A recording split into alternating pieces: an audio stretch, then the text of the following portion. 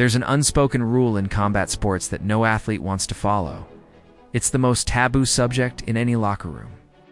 And when it does happen, it can be one of the most brutal things to watch. It's fighting a teammate. These guys train together, bleed together, and most of all, they call each other brothers. But what happens when they are the top two in the division? One will have to fight the other. All the camaraderie, the inside jokes, the memories they've made together. It's all pushed aside for 3 minutes, or maybe 5, if it goes to a decision.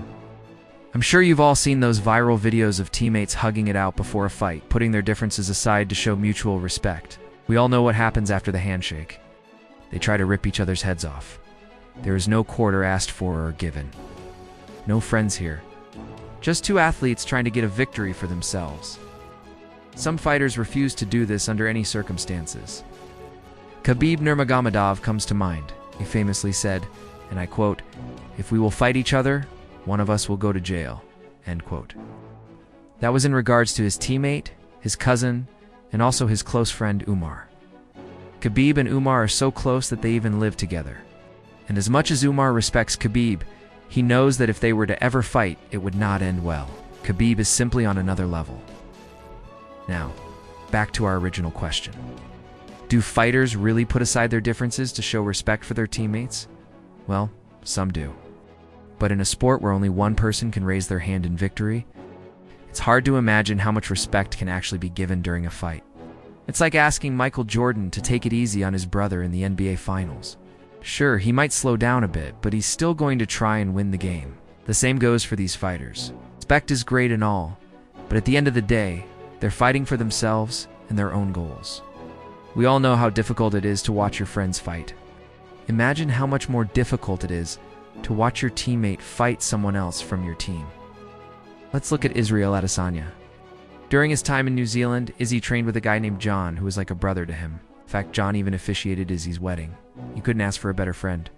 But when Izzy turned pro, John ended up being his biggest competition. John was already a UFC veteran when Izzy made his debut, so it wasn't really a surprise when he beat Izzy in their first encounter.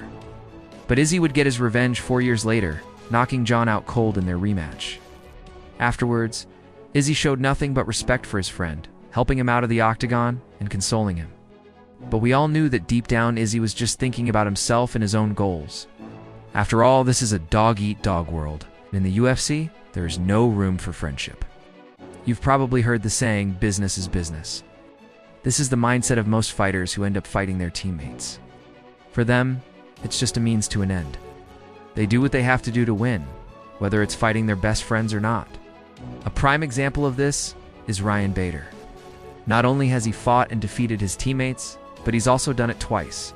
First, it was Quinton Jackson in 2011. These two were teammates at Jackson's submission, fighting in California. They were so close that Quinton was even a groomsman in Ryan's wedding. But when it came down to it, Bader got the TKO victory in the first round. 9 years later, Bader would find himself in the position again. This time against his teammate and close friend, Anthony Smith. Bader won this one by knockout as well.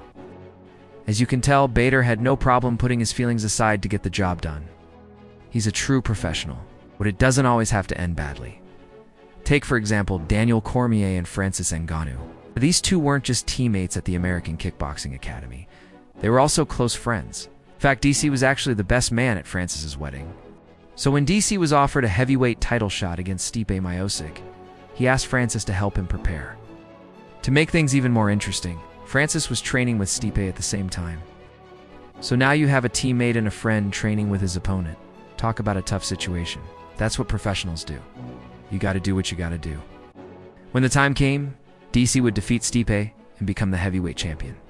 As soon as the final bell rang, DC immediately went over to Francis and apologized for everything. But Francis told him not to worry about it, because this was all part of the plan. And I'm not talking about DC winning the championship. I mean, according to Francis, he actually knew that DC was going to lose the fight. That's right. The whole thing was a setup. Here's what happened. Francis and DC were both offered a title shot after Stipe. But when it came down to it, Francis turned it down. You see, Francis was unhappy with the pay and the perks that the UFC was offering him, so he decided to hold out until he got what he wanted. Meanwhile, DC didn't want to wait. He wanted to fight for the title right away. So when the UFC offered him the shot, he took it. Francis was upset with DC because he felt like DC was betraying him. But DC was just looking out for himself. He knew that if he didn't take the fight, someone else would. So why not make some history and become the first person to ever hold 2 belts at the same time? The whole situation was just a mess. Francis was angry at DC for taking the fight. To make things worse, DC lost the fight. So Francis felt like DC had thrown away a golden opportunity. But in the end, everything worked out. Francis eventually got what he wanted, and he became the heavyweight champion. Do you think it's ever okay to fight your teammate? What about your best friend? Let me know in the comments. Also, don't forget to like and subscribe if you haven't already, and I'll see you next time. Although it can be a great source of motivation, constantly comparing yourself to others can also lead to jealousy and resentment. When you start to feel like you're falling behind, it can cause you to spiral into a deep pit of despair. If you don't check yourself, this feeling will consume you, will ruin your relationships and destroy your life. That's why it's so important to be aware of the dark side of comparison. We all compare ourselves to others, whether it's our weight, our looks, our success, or even our happiness. But it's important to remember that everyone is different and everyone has their own journey. So the next time you feel like you're falling behind, just take a step back and remember that it's not a competition. You're not in a race against anyone but yourself. So don't let the pressure of societal expectations get to you. Just focus on your own journey and enjoy the ride. I hope that helps. And if you'd like to learn more about how to deal with negative emotions, I've linked a few videos in the description that might help you. Thanks for watching, and see you next time.